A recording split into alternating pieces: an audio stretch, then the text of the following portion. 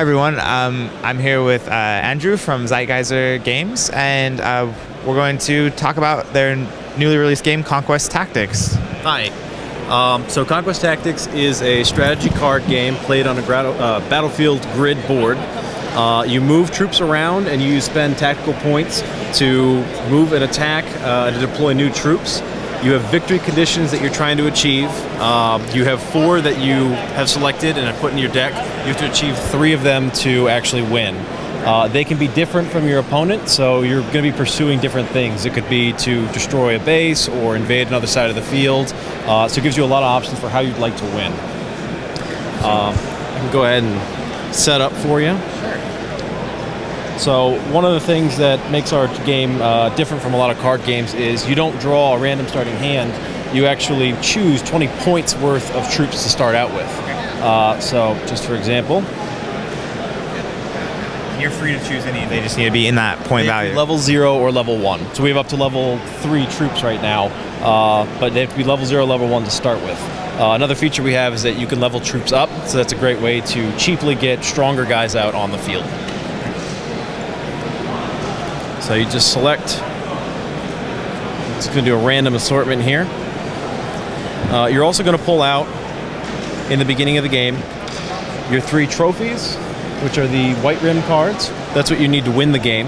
And your 4 victory conditions, which are your objectives for the game, as well as your base, which is kind of the centerpiece of your deck. It gives you a limit on how you can deck build. This one says you can only have malice troops. But it also gives you a distinct bonus that usually complements the strength of that particular faction that you're going to use. So this is the initial setup for that. Let me run through quick and get a human setup going.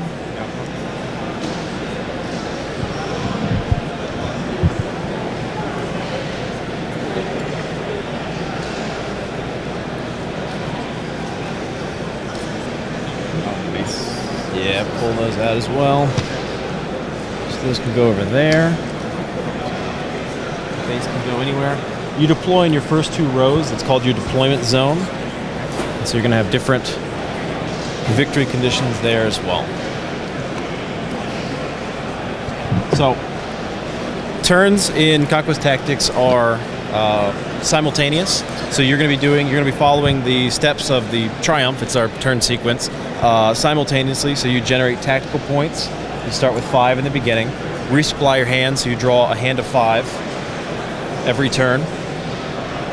Initiative is this little piece here.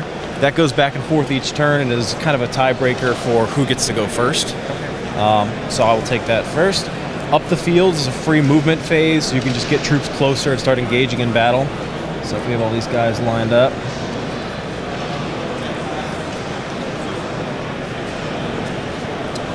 I have initiative, so I go first, so I just move this guy, move that. And it would just continue on until you'd moved everyone that you wanted to move. It's optional and you can pass. And each character gets to move 1 space for free. After that, you do mobilize, which is when you get more troops out onto the field. Again, you're going to be spending your tactical points to do that, so you have to manage your resources pretty carefully, especially in the beginning when you only have 5 to start with. So what you can do is you can either pay points outright to put something down on the field. For example, this costs 2. So I could pay 2 points and attach it to someone. Another option you have is to discard cards from your hand in what's called burning cards to get more points for deployment. So, for example, I can burn 3 cards, so I'm going to discard them. You get 2 points per card, so that'll be 6. And then you can spend that. This costs 4 and this costs 2 to attach it to anybody you want, or to put a new troop out on the board. And then the other player would do that as well. Once you get through that, you get to the play phase, which is the actual combat of it all. This is when your points start to really matter, because if you have more than I do, then you would get to go. If we're tied, whoever has the initiative gets to go. So for right now, we both have 5. I have the initiative, so I can show you how combat works. So these guys are adjacent; they can attack. So my guy is going to attack this guy. His attack cost is 1. It says on the card, so I'll pay 1 point. It's going to do 2 damage. Every troop has a health cost, a attack, and a counter attack. So he'll do 2 damage to this guy, but most troops also have a counter attack.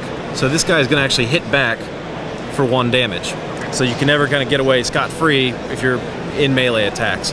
Ranged attacks are a different story. They don't get counterattacks, so they're a little more beneficial in the right circumstances.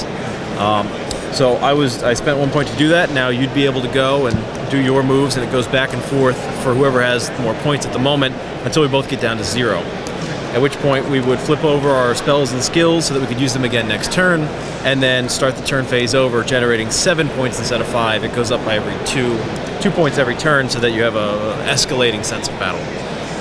So in a nutshell, that's how it works. Great, and your base, I assume, remains static, is that correct? It stays in one place. It can be attacked, it can be destroyed. That's one of the victory conditions for some of the armies, is to destroy the base. The other thing it does is, like I said, every base has a specific bonus. If you destroy that, you don't get that bonus anymore. So it's kind of a twofold hit if you destroy their base. Great.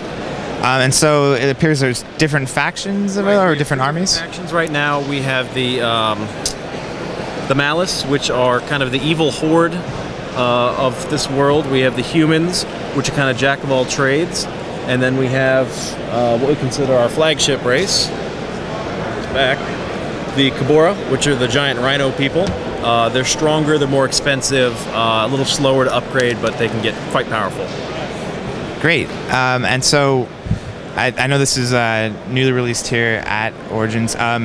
In the box, do you receive all of the factions? You get all 3 factions. You're going to also get 4 promo cards that are there to encourage deck building. The decks we've assembled are pretty good, but we know a lot of people love to make their own custom decks, so we've given you some extra cards to really enable you to mix factions and create your own customized deck. Great. How will expansions be coming out in the future? We have actually already developed 100 new cards with art and card balancing and whatnot, so we're looking to get those out as soon as possible. People have been already asking for expansions, so we're looking to get one out by the end of the year. How that's going to work is that set is going to complement these 3 factions. You're going to have new cards, new troops, new spells and skills for each of the different armies.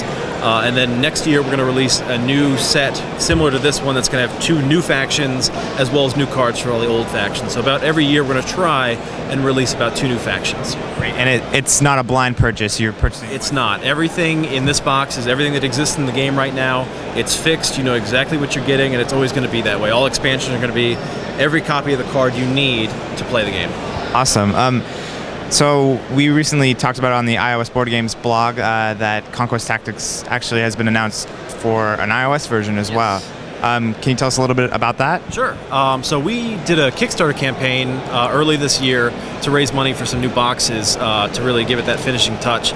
And through that we met Corey Hammer of Hammer Technologies, who's done some previous iOS games. He has an unofficial version of Dominion that is actually quite good right now. And he's going to be working with us to develop a new version of this for the iOS. We've already seen kind of the very early alpha version, and it's really good. It beats all our expectations. It's very smooth, the animation looks great, and it's a really quick way to pick up the game and learn it pretty intuitively. Great, and will it feature these initial 3 armies? Right, so we're going to have a light version that's going to be, it's going to have a simple 1-player version that you can play with any of the 3 pre-constructed decks. The full version we're going to release right about the same time is going to have that, as well as the ability to mix all the cards and make custom decks, and then also play, of course, multiplayer in various modes. Great. Will online be one of those included modes? I don't know if we're going to have online. We're going to have asynchronous, and then we're going to have... I don't know. I don't remember the specifics of all the different multiplayer modes, but most of what you would expect from most iOS games, we're going to have those modes available. Great. Any thoughts on release dates or projection window? We're sticking to the fall right now. This is our first foray into an iOS development, so we want to be conservative, and we don't want to disappoint by having it be pushed further and further back. So fall is really the best we can commit to at the moment. Great. And are you guys working on other products outside of Conquest Tactics, or is the focus mainly there right now? Right now, we really want to get this off the ground, get this running. This is kind of our baby. It's the first one our studio has produced, so we're really excited to get this out there. We have, we're game designers. We have tons of ideas in various stages of prototypes, and there's some that we're really excited about. We're just got to get this off the ground first, but after that, after we get some expansions out, we have plenty of ideas for games we'd like to release. Okay. Great, thank you. It looks really great, and we look forward to both this this version widely released and on iOS as well. Great. So thank you very much. Thanks for your time.